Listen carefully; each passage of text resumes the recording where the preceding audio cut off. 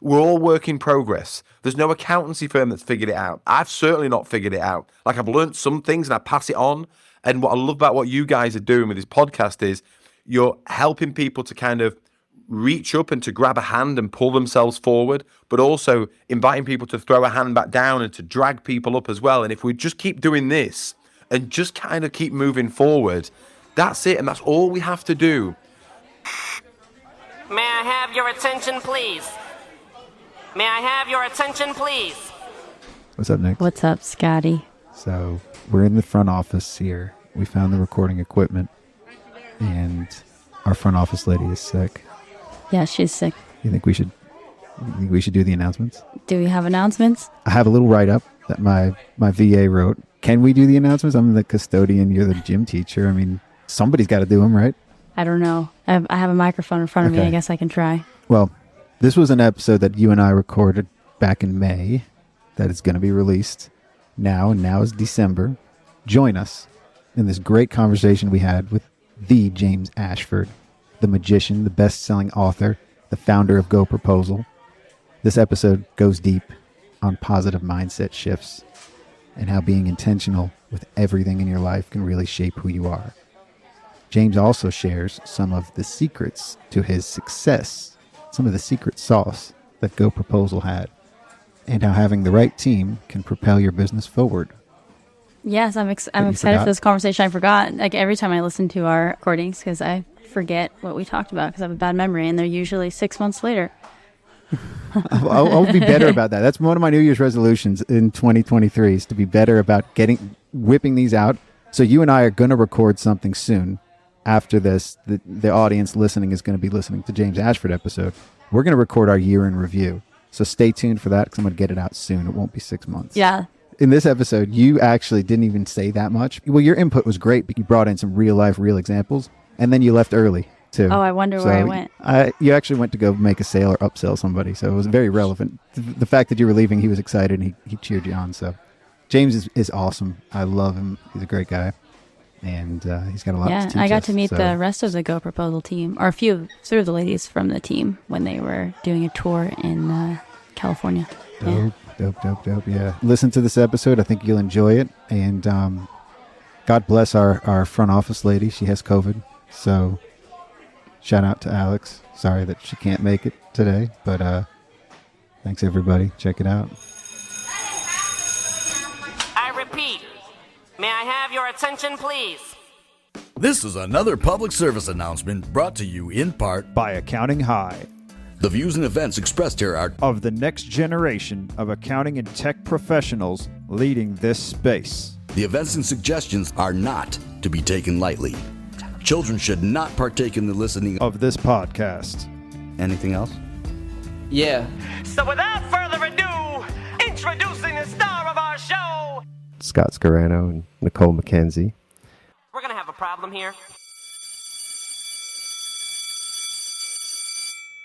Across the pond, a special James Ashford joining us.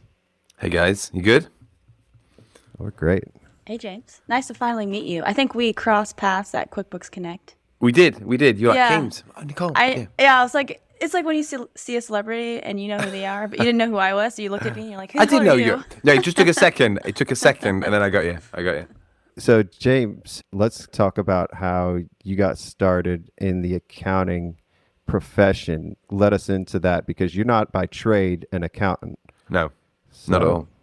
Let's hear it. Yeah, sure. So I don't know where it came from, but I always wanted to run a business. I don't know where that came from because my parents kind of aren't business owners. They're the opposite. They're like worked for big companies and saw them working very hard. And then I kind of saw other people who had businesses and that they seemed to be happier and they seemed to like have nicer cars and bigger houses and stuff like that. So I think it was always in me to want to aspire to that.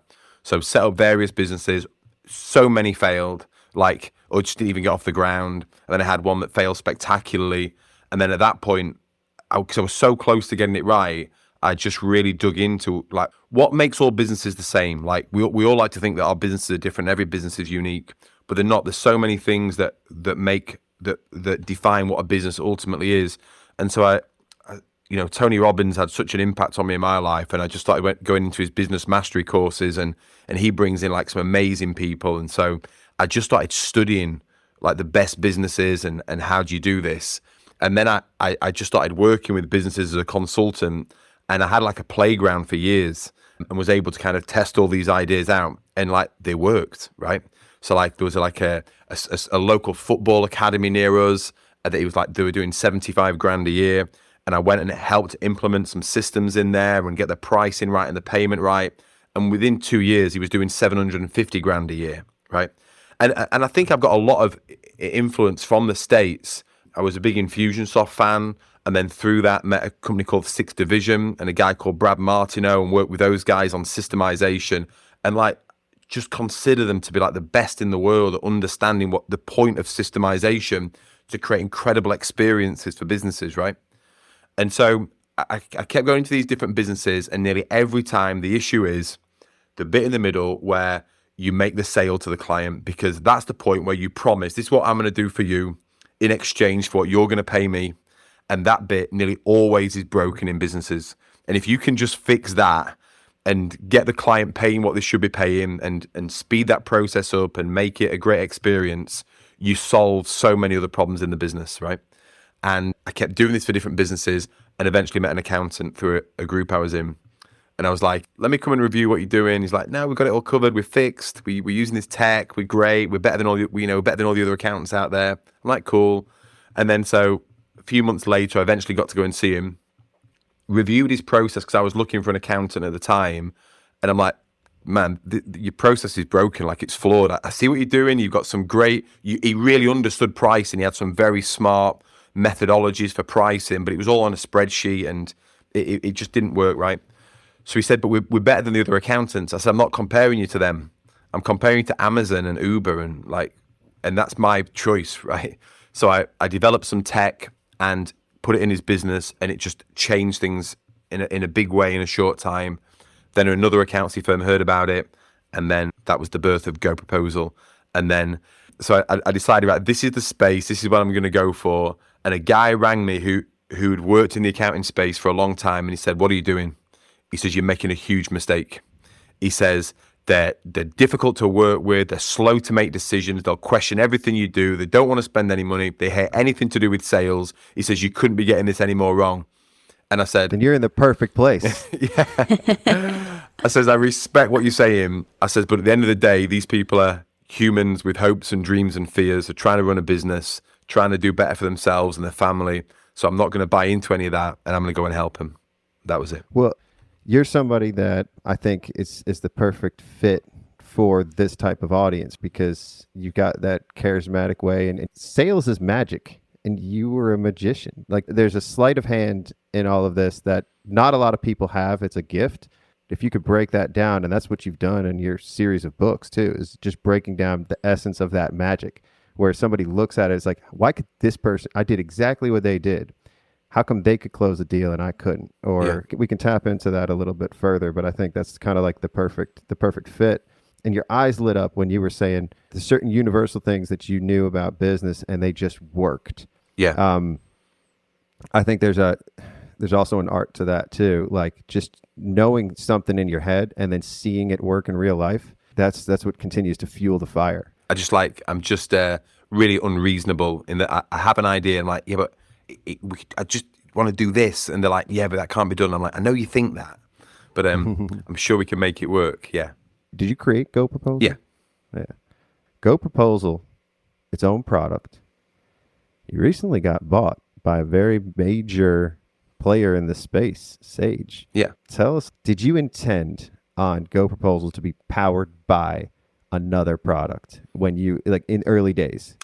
Before I'd sold one unit of the product, I designed the logo, and underneath it I wrote powered by Xero, powered by QuickBooks, powered by Sage. I wrote them all out, and I manifested that this business was built to sell from day one.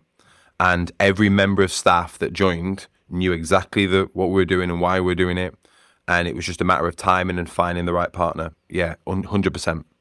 I would have preferred Xero personally, but there we go. In order to be able to sell it to somebody, they have to want to buy it, or they have to at least be interested in it.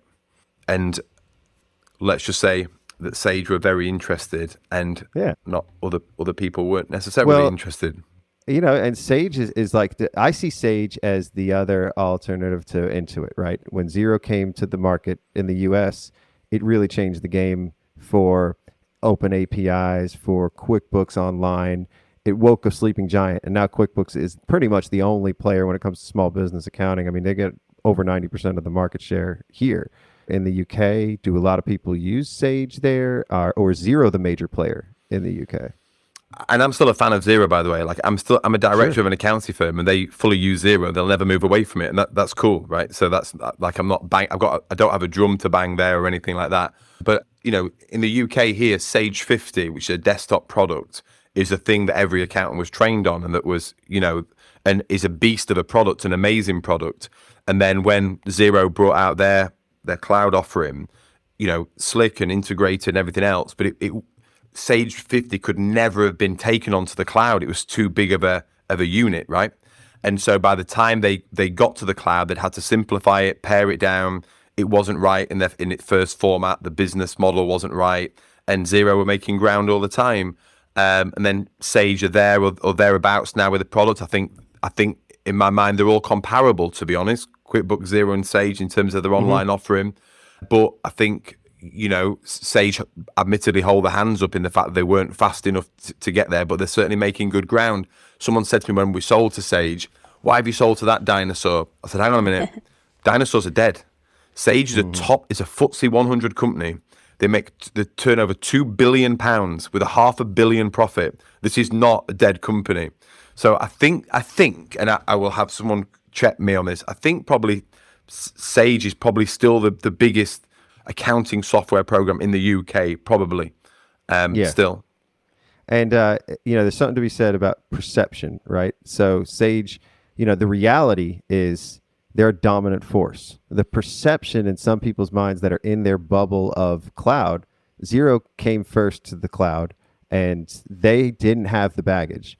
So it's a clean cloud product that has been able to, you know, just weave their own way in. But now the major players, they have the money, they have the funding, they have now products behind them because they're Intuit's acquiring all kinds of products. You got 2 green and 1 blue in the mix these days. That's it. And it's got to be what works for you, you know. And I'm fans of Intuit as well, and they brought me over to the States, and I've talked for those guys, and so you know, they've all got, there's merit in all of them. I think it's interesting to look at what they're buying. You know, Intuit bought MailChimp recently, which is obviously kind of accessing end customers. Sage, I believe, are the only one investing in products for accountants specifically. So that, I think, is quite interesting and telling. Yeah. James, how did you know when it was time to sell? We always had a number, my wife and I, that we were heading towards. Because at the end of the day, and this stuff's really important, like, you're building a business for you, right? Same with all the accountants, with every accountant out there, the business is for you to achieve what you want with your family, and that has to be the center of your decisions. So we'd always an agreed an amount, and we kind of had an idea of when we might be there. When we tipped over £1 million in revenue, then we started to get interest from other parties, and within a very short space of time, we had 3 parties knocking on our door, wanting to kind of do a deal. It never kind of got there. The numbers were right, but it never got over the line. So I kind of licked my wounds and thought, right, well, maybe let's just crack on. And then a month later, I thought, no, if we're there or thereabouts, let's go for it. Let's take it to market. Let's see if now is the right time. And if it's not, we'll learn a lot through the process, and we'll emerge again in a couple of years. And so we brought in an M&A company, and it was a really interesting process because, you know, our business, we'd heavily invested into the finance function of our business for many years, right? So I always believe that businesses should be investing somewhere between 2, 3, 4% into the finance function of their business. So we were like spending like probably $7,000 a month on, you know, with our accountancy firm to our bit. So we had monthly management accounts and cash flow forecasts and all that jazz, right? Yet when we enter the M&A process, and you had to have all that stuff. So I keep saying this to businesses, like, and to accountants, if you've got clients who are ever considering selling, if it's ever an option in the future, They need 3 years of monthly management accounts. Like, that's the first question anyone's going to ask them, right? So they have to be investing in that.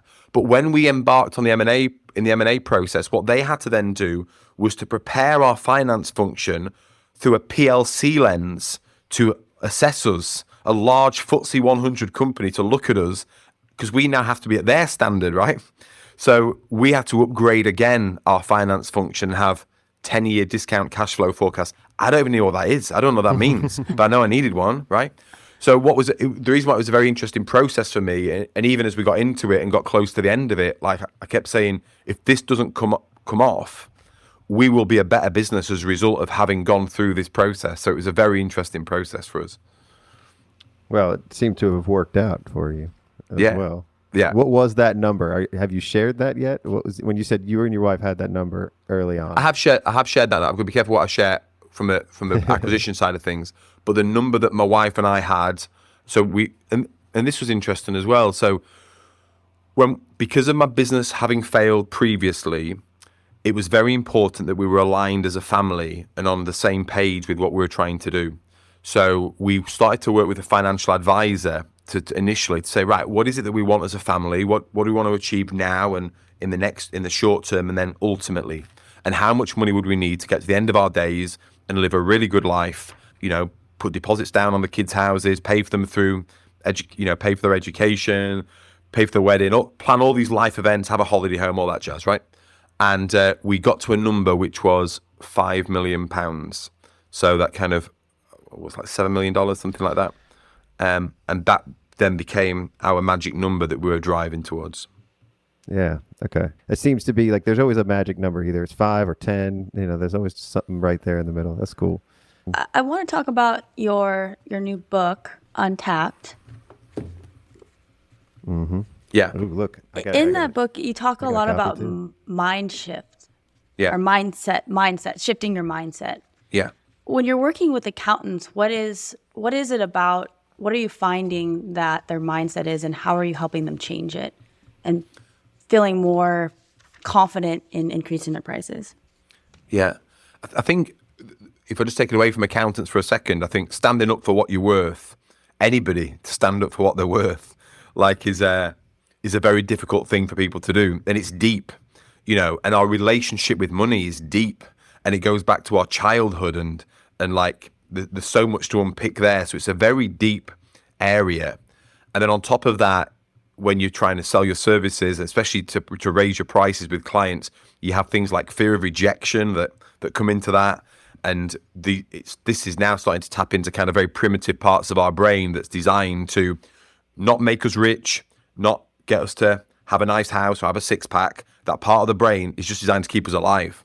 And it's trying to keep us alive by keeping us part of the tribe, not getting kicked out of the tribe, away from the shelter, away from the fire, and being eaten by saber-toothed tigers.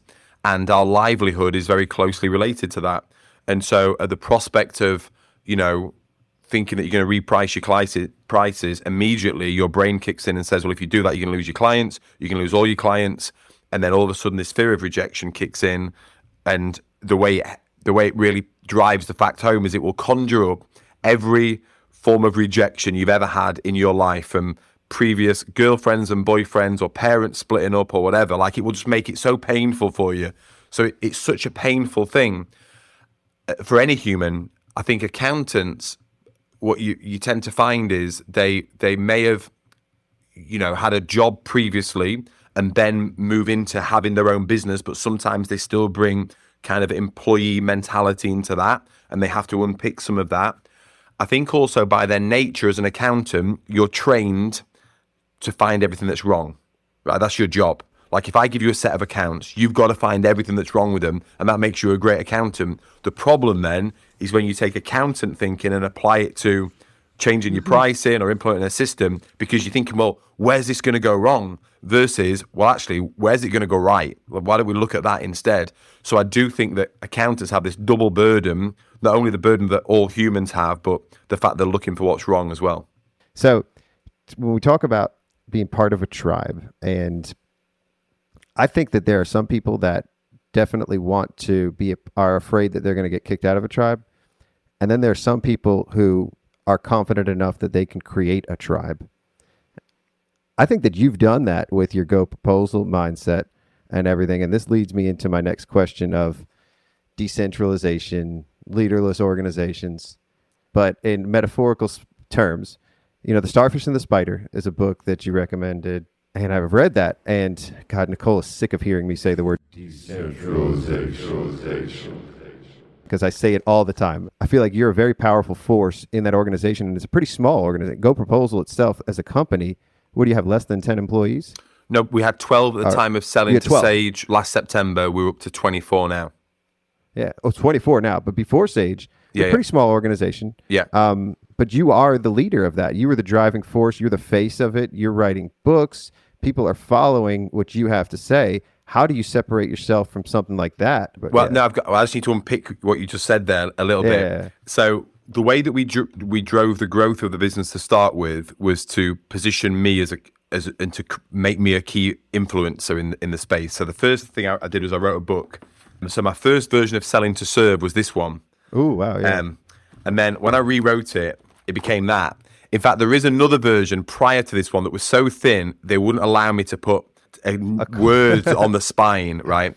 And then over the time became this. But I wanted to write a book in the space. And as I, developed in the space, I was able to kind of contribute more. And then creating videos, producing videos every day, sharing everything that we were doing, speaking on stage, filming those, sharing that as well. It's a great way to grow. And people think that you're producing content, but we took a lot of steering from Gary Vaynerchuk, and he talks about don't think of producing content, but documenting what you're doing. So he was the big influence on us. A guy called Daniel Priestley in the UK, who's got a book called Key Person of Influence. They were people that we looked at. So that was to drive I guess the acquisition of new customers, but the business itself was very systemized from day one. And where we don't have systems, or we've got very robust playbooks that articulate everything, that maintain the standards. People would say to me, but as you grow, your standards are going to slip. And I'm like, yeah, if you let them, and I'm not going to let them. So we maintained high standards. We had very strong values, which we hire and fire by. When people talk about values, they talk about all the cutesy stuff and, all these cool things. And we've got table football and we have pizzas on a Friday, and that's cool, right? But what about when you need to sack someone? Or what about when you need to sit with someone and say, if they carry on doing this, the next time we sit down in 1 week's time, I'll be sacking them. Like, are you prepared to have that level of conversation because you champion those values so strongly? And so we had that ingrained within the business, but the business was not running by me. The business was running by the team, and I was helping the team to flourish and to grow. And then Heather stepped into became the ops director. So she was then driving the business. And in the year, or kind of in the 6 months before we sold, she titled the year, which was very grandiose, but called Kill the King. So the idea was to fully kill me off in that final year. And so what we started to do was all of my content, we started to turn into assets so the business could survive without me. And what you also started to see was a small pivot in turning the team into key people of influence as well. So you started to see a lot more content from Heather and from other people. Heather now outranks me in terms of video views. So we were going to bring that one up too. That was going to be the next thing. Yeah. How many views did she have on that latest video? It was like 4.3 million or something last time I saw it. Something. That was the gun one, Yeah, right? That was crazy. That was funny. That was genius. Did she know that was going to get as many hits as it did? No, it just popped off. She just like, and here's the interesting thing with that. Like, I don't know if that gets us any customers. I have no idea. But you know what? Well, we're great at recruiting. No one can catch us with Sage. Don't know how we're recruiting for GoProposal as fast as we are in the market that we're in, and it's because we're constantly sharing our culture and what we do and what we stand for. But just one little bit. You've turned into a Hydra head, where if you cut your head off, or cut off the king. So I was going to say, what happens when you cut off the head of the spider? Right, the spider dies. Yeah. You cut your head off, and then Heather's head pops up, and then you got another head pop up. And it's still like following your lead, I guess, But here's proof that it was like that, Scott, which was when we came to sell the business in the so from February to September, how many months? Like 8-9 months, something like that, right? I was fully focused on the acquisition. I was waking up at 4 a.m. every day. Like, my head was, I had answered over 1,000 questions, and some of those questions needed 40-page answers. We had a data room. I had 100 people from a top 4 accountancy firm in the data room. 100. What were they all doing in there? I have no idea. What are they looking for? like the lost treasure of or whatever, lost city of Atlantis, I don't know, right? But anyway, they're all in there. So for 9 months, I was fully focused on the acquisition. I couldn't look at the business at all. So it was fully running without me. Not only that, Heather, half her time was on the acquisition. So only half of her could view on the business. And when we got to September, I remember I thought we were about to get the deal done. And I said, just before we do the deal, we want to see August figures. And we want to see that it's still growing. And we had to demonstrate that the business was still hitting all of the targets in August, despite the fact that I wasn't in the business at all. But you got the illusion that I was because my team managed my LinkedIn profile, not me. Ah, interesting. Yeah. So it's all still moving with just your poster. Like behind it, it's everybody else kind of moving all the pieces. You'll see. You'll now you know this. You'll spot my posts. You'll see things that are more personal, or that you'll feel they come more from my heart, and you'll spot the posts that are me and very personal now. Well, are you managing your stuff now? No. It's always been that. So the team managed that. We use LinkedIn in a really interesting way. Like I think, like when I'm giving all the secrets away now, but like if you sign up for GoProposal, you'll get a message from the team using my LinkedIn profile from me. So it'll say, hey, I've seen that you've signed up for GoProposal. Here's the best thing you can do now. This is the best next step. So that's the team doing it. If you reply to that message, I'll grab the conversation from there. So cool. That's how. So I think we use LinkedIn in a really good way. I love it. And you're just handling the inbound. And it's not necessarily reacting because you're setting the stage. You're changing somebody's mindset. That takes a year at least to really change somebody's mindset on how their outlook on a business and on sales. So I think we're going to weave it back into the thought process of changing your mind changes your worth. It changes your outlook. It changes everything. So having that mindset shift in life, I had one a couple years ago, and I feel like I'm still in the middle of another one too. It's really powerful because you don't get stuck in the same thought patterns. And it's very, very difficult for an accountant with, traditionally speaking, that scarcity mindset. We're born with that. I've always had that. And I used to blame it on me being half Jewish. It's just in my blood to have a scarcity mindset. I had a lot of trouble looking at things in a different light. This book is speaking to me, seeing things that I still need to work on and still need to change as a person before I could even work on the business too. So let's kind of continue to talk about these mindset shifts. And you speak on that in the book. You had the abundance. I did, but I did go through a big phase of scarcity and really got a lot. Yeah. And I was blaming anyone and everything, everyone around me, my parents, even the name of the road I was brought up on, which was called Littleworth Lane. Littleworth. Like everything was against me, like even from birth, right? So I completely went through that. And it was Tony Robbins that took me off that track, literally one day. So when I talk about breakthroughs and how rapidly a breakthrough can happen, the path I was on was not good. So I guess it started off with abundance, went into scarcity, and then came out in abundance. Yeah, you talk about having a dependency on cannabis and then going to that Tony Robinson's event. What was it about that event that changed your life? I told myself before I went that this was going to be the event is going to change my life. My life is going to change here. So I think you have to have that sense of belief. I didn't know how. I've got shivers as I'm saying it, but I remember those 4 days. And I just I remember it happening. I felt it happen. Like I felt a shift in my thinking. It was just such an immersive experience. But you have to be ready. You have to be ready for the change. The student has to be ready, and then the teacher arrived at the time, and that was it. And you still smoke weed? No, never smoked anything since that day. Just bang, never smoked. I got some cigars for my birthday recently. I gave them away to someone else. Like nothing at all. Done. I like gin. I will drink gin, by the way. But I mean, I have a personal story on GoProposal because about 3 years ago, I hired an operations person, and I was only 3 or 4 people at that point. So I wasn't at a point where I was ready to invest in an operations person. I was actually looking to hire another chargeable employee that was going to go out and do work that was going to drive revenue, right? And Ashley Carroll used to be at the real estate CPA, and she was using GoProposal over there. Anyway, I just fell in love with her, so I ended up hiring her. And the first thing she did was she spent a year. She was using GoProposal at the real estate CPA, so she spent the first year talking to everyone on our team and understanding all of the services that we were performing for our clients. And then she built out GoProposal. She met with every single client, rescoped them, repriced them.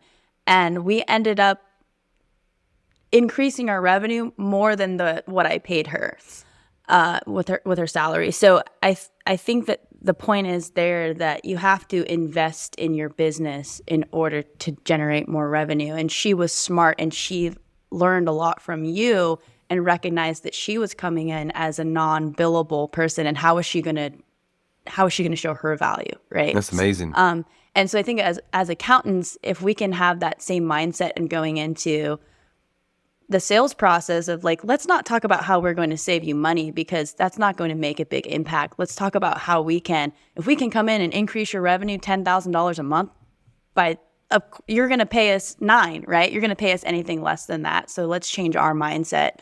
And so I just really respect what you're doing for the accounting industry and lifting us all up, because if we all change our mindset, we can all increase our prices together and we can all value ourselves more. Yeah. But that's amazing, an amazing story. But what you did there, and this is really subtle, and people miss this, is that you made the change first. You invested in yourself first, and you're a business that provides accounting services. And as a business, you need to make more money. And you looked at ways of, you talked about the word investing, right? Well, only once you make that shift and understand the importance of investing and what it can do for you, do you then start speaking to your clients about, you need to invest in this, right? So you switched into that abundance mindset and you started to see it coming back to you, right? But most firms are in the scarcity mindset and they don't realize they're projecting that onto their clients. And they're like, oh, I'm sick of these clients. They never value what we do. They never want to spend enough. It's like, yeah, because you don't.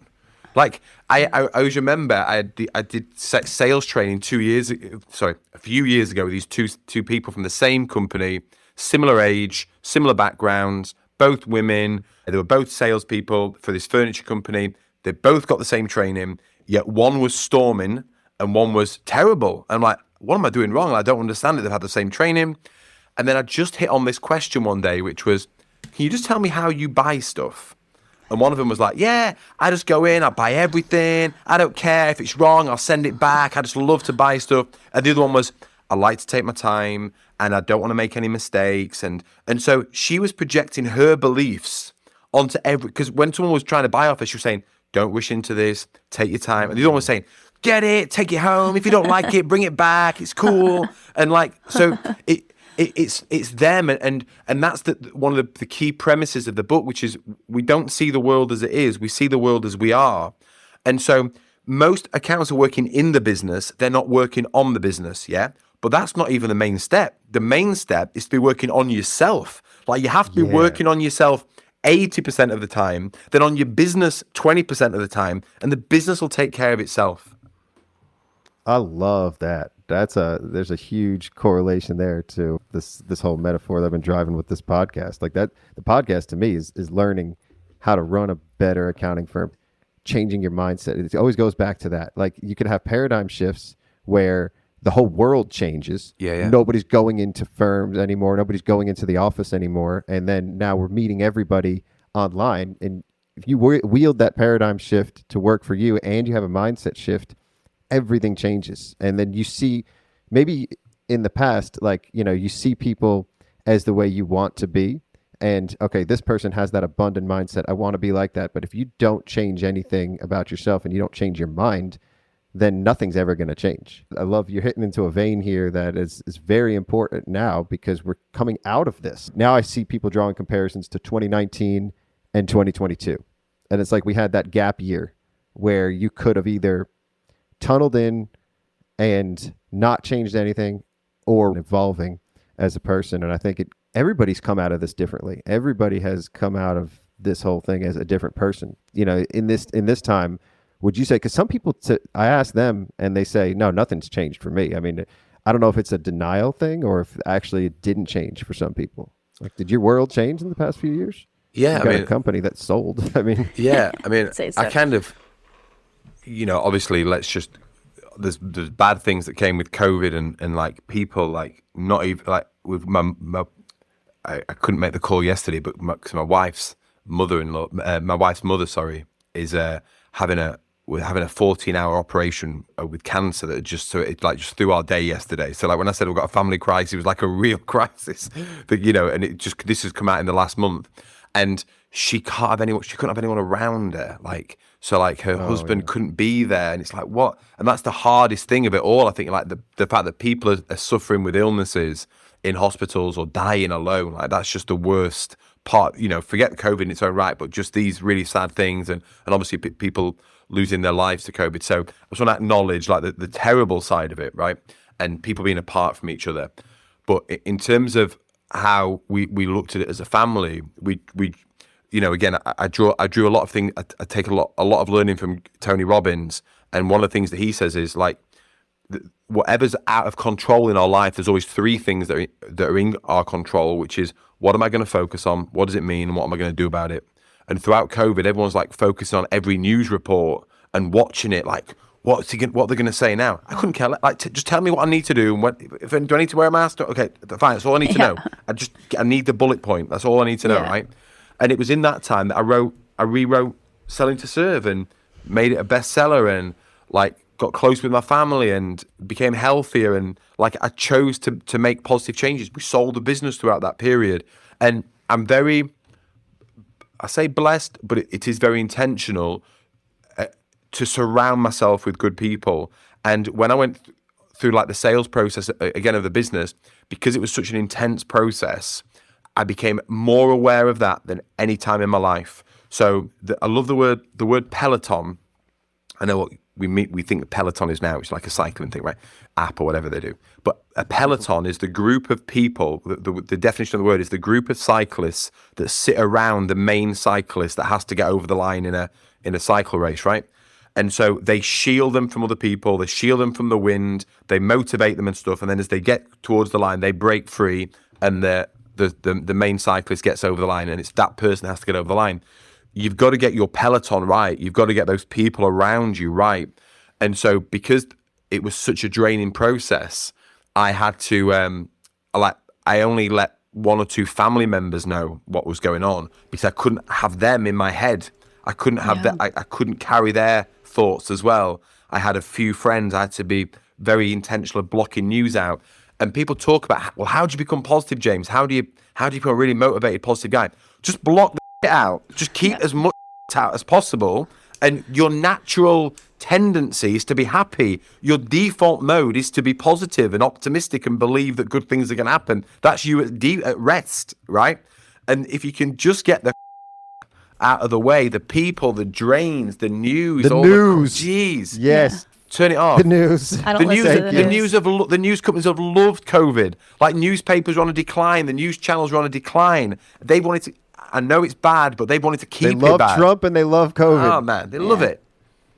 Oh wow, yeah, that changed my life too. I turned all notifications off on the phone. Every notification. I don't even get notifications for texts anymore. But no news. We don't have cable anymore at the house. So we are in control of what we turn on. So we turn on Disney. What's on Disney? Overwhelmingly positive messages. It's and Disney Plus is brilliant. Like Disney Plus is great. All you need is Disney Plus, Mandalorian, and then every night we watch a Curb Your Enthusiasm. Me and my wife watch one episode of Curb, and we're golden, right? You need some HBO. I've compared this show to Curb. I don't know if it has a direct correlation, but I've made some jokes there. That's actually great. So yeah, you need HBO, you need Disney, and you probably need Apple TV Plus, because that's some good too. They got some good stuff. Positivity though, that is as a default mode. That's something that for some people it does require a mindset shift, and that's kind of the theme of this episode, is talking about the mindset, because that was a good question, Nicole. Some people overwhelmingly can dip back and forth into having that. Some people call it bipolar, but like they're too positive and they lost touch with reality, and it's like there is no grounding there, and then it's just too depressed. Like I've been through those phases. I don't know if I'm bipolar, it might be, but I go through those phases where I'm way out of touch. But I think now I've hit a pocket to where very grounded and realistic, and it's not, the positivity isn't unfounded. Yeah. It's grounded in real things. What have you got on that? Because this isn't really a question. No, that's exactly where it needs to be. So yeah, I probably went too far the other way then. But do you know the Stockdale principle? Have you come across that? Captain James Stockdale. So he was a prisoner of war in the Vietnamese War, right? And he got out, and when he got out, he was asked, who didn't survive? And he said, oh, that's easy, the optimists. And they said, what do you mean? He said, well, they believed they were going to be out by Christmas, and Christmas came and went, and people then thought they were going to be out by Easter. Easter came and went, and they died of a broken heart. He says, you've never got to lose faith that you will get out, but you have to accept the realism of your current situation. And that's the Stockdale principle. And like with COVID as a business, for example, like we did scenario planning. What if we lose 25% of our customers? What if we lose 50% of our customers? And it's just being realistic and facing what's coming your way. And it's not being too negative. It's not being too positive and believing that everything's going to be great and it's going to blow over. Like, assume it's going to be here for 10 years. Like, let's get... This is interesting, guys. So many people blame COVID as a storm that blew their businesses over or, caused them financial problems. Bullshit. They didn't have the margins in place in the first place. They didn't all the advice that you accountants have been giving to your clients. They didn't have the tent pegs pegged that down. They didn't have the financial foundations in place. And so when the storm came, which storms is the only thing guaranteed in business, that a storm will come. Storm of competition, technical challenges, staff leaving, whatever, right? This was a massive storm. We weren't ready for it. But we should have been prepared for a storm. Like we had, because of my failings in my last business, I had 6 months of overheads locked down in the bank. No one's ever going to touch that cash. Like we never took investment as a business. I'm a tight Yorkshireman and I wanted to be in control of our destiny. I wanted money in the bank. GoProposal was profitable. We're a rare software company. We were profitable after month 3. When we sold, we were profitable. I needed those margins because at the end of the day, I'm a business. I needed money in the bank so that when something comes, I can take it. And so most businesses were on the edge. Most accounting businesses were on the edge. The storm came and blew them over. They blame the storm, but they're not blaming themselves for, the fact that they were on the edge in the first place, The foundation. Yeah, that's critical. I love that metaphor analogy because it could be any storm. It's not just COVID. It could be anything. I think to a large degree, a lot of our economy in the U.S. is not ready for any storm that'll hit. And that's why we had to flush so much money into the economy, and it's artificially propping up certain businesses. And it's a great thing. The money that was given for PPP, for ERC and all of that, it's great. But I think it's an artificial prop. I think there's going to be another storm that happens after that, and we're not going to be able to continue to pump money into the economy. It happened in the UK too. It happened everywhere. And, I think foundationally people need to get together and to get right. And if they, because then they're always going to blame the next thing that happens, all those other. So taking some responsibility and some action too. And I think that's obviously why you have a following yourself, because you've done that. And you're very authentic. All the things that you do, it's consistent, right? Yeah. So I didn't mean anything bad by the leaderless organization No, stuff. no, I think it's very powerful to talk about because I didn't realize what was going on underneath the hood. So Yeah. I think it's super cool. Yeah, I think they were probably, I knew it was a strategy to drive the growth of the business to start with, and I knew, and I'm sure there was a bit of ego woven into that as well, and wanting to kind of push it and stuff. I've got a very good book that I'm reading. Ego is the Enemy. Ryan great. Holiday. Brilliant. They're great. He's got Sorry, but Heather, keep going, yeah. Heather, the ops director. Heather's my niece, by the way. Just to clear that awesome. up. Okay, Yeah. cool. And so she reads books on stoicism for fun. Like that's her go-to topic. So yeah, she's cool. I think people are just crying out for just authenticity and for people to be real. And I think, back to the COVID thing, like here in the UK I'll bring this all back. But the government would say one thing and the next thing say something else. And you just please tell me the truth. And the truth can be, hey guys, I know what we said last week, but we've got it wrong because we've got new information now. We've never done this before. Please bear with us. We're doing our best. But now we need to change and you need to wear masks now and whatever, right? And you'd believe them so much more if they just put their hands up and said, we got this wrong. And as companies, people think that we have to have this facade and that everything's right and everything's glossy and everything's smooth. But what people are desperately for is just show me the real people behind it. Because no one's figured this out. We're all work in progress. There's no accountancy firm that's figured it out. I've certainly not figured it out. I've learned some things and I pass it on. And what I love about what you guys are doing with this podcast is you're helping people to kind of reach up and to grab a hand and pull themselves forward, but also inviting people to throw a hand back down and to drag people up as well. And if we just keep doing this and just kind of keep moving forward. That's it. And that's all we have to do. Nothing maintains, nothing stays the same. It's either getting worse or it's getting better. And left to its own devices, it will get worse. And so we have to actively move it forward. And you started before, Scott, talking about atomic habits.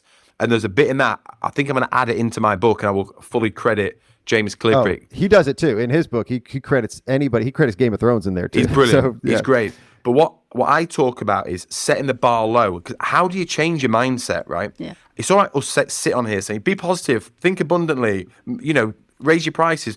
Okay, how? Do I just one day meditate and say, I'm worth so much more, I'm worth so much more, and believe it? Because you're not going to believe it, because you're going to look in your bank and realize you haven't got the cash. So the trick is to set the bar low.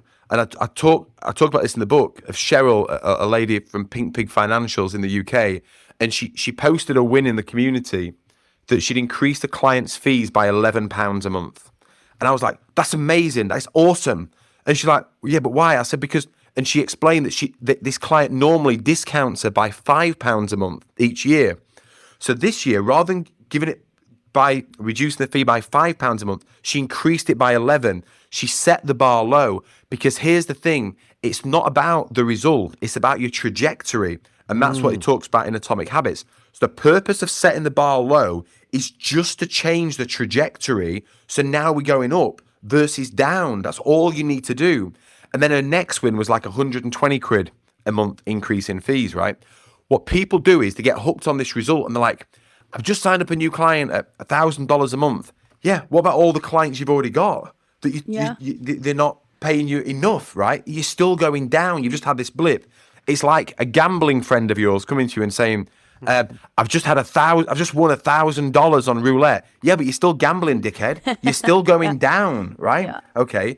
And so it's the thing that we need to focus on is the trajectory. Set the bar low, adjust the trajectory. And then as you move forward with that, you start to get the belief. You can't just have it.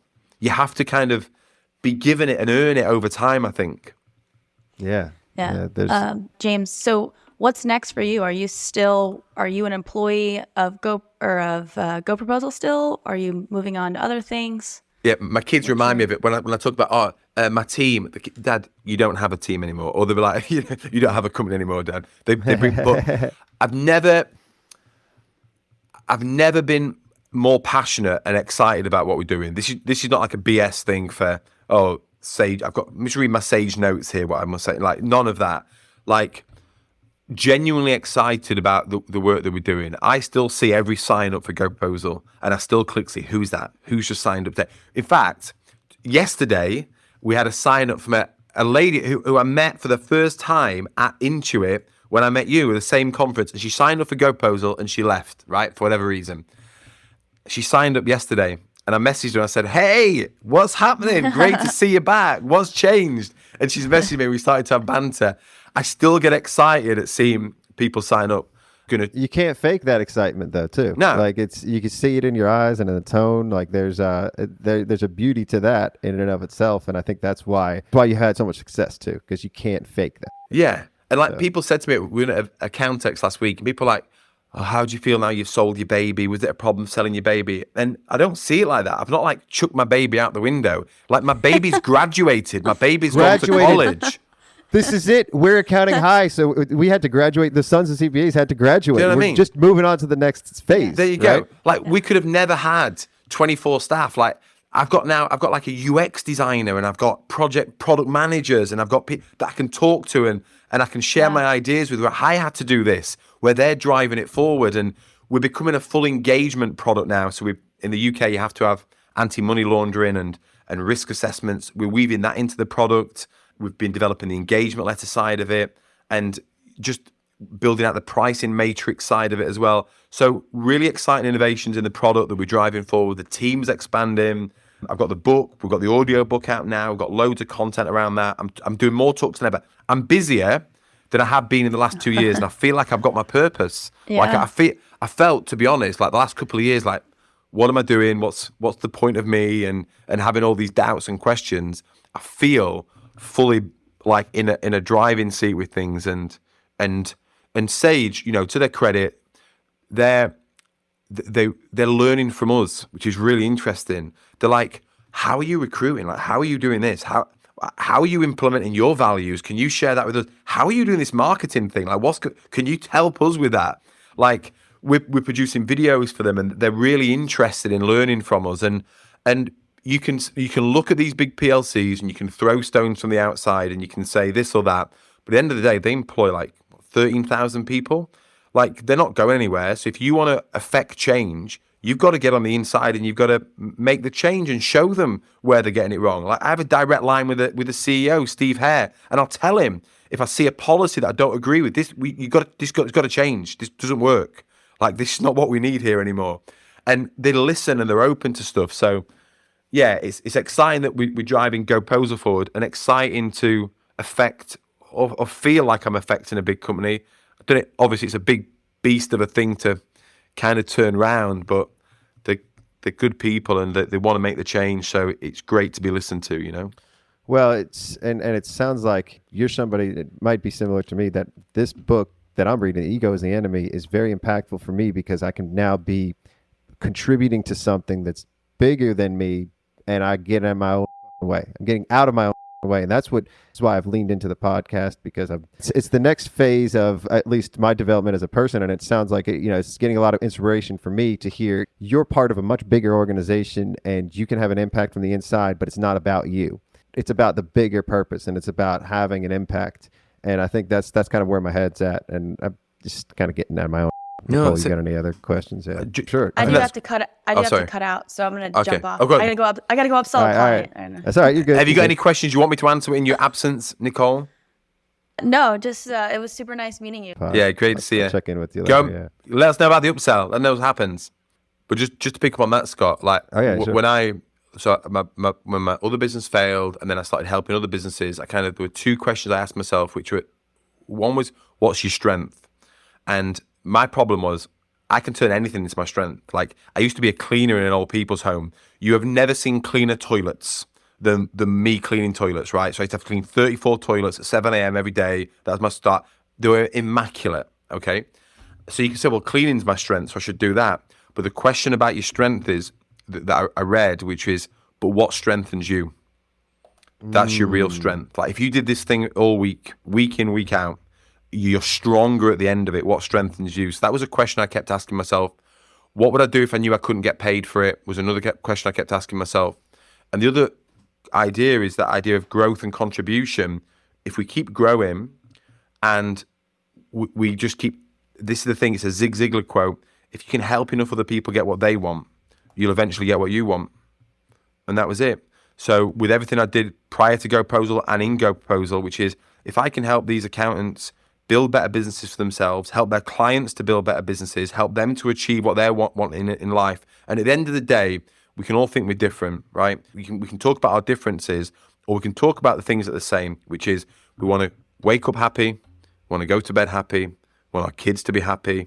That's probably it. That's probably the be all. The fundamentals. That's the end of it. That's the abundant mindset. That's it. That's like, that quote from Zig Ziglar. And my mom used to quote him all the time growing up, or she used to play little tapes. We used to have drives. That's awesome. When we went on trips, and I remember she'd have these stack of tapes with like one book, right? And you'd have to flip the tape, side A, side B, But I always remember that, and it never had that big of an impact on me when I was a kid. I mean, obviously now with perspective and with, you could.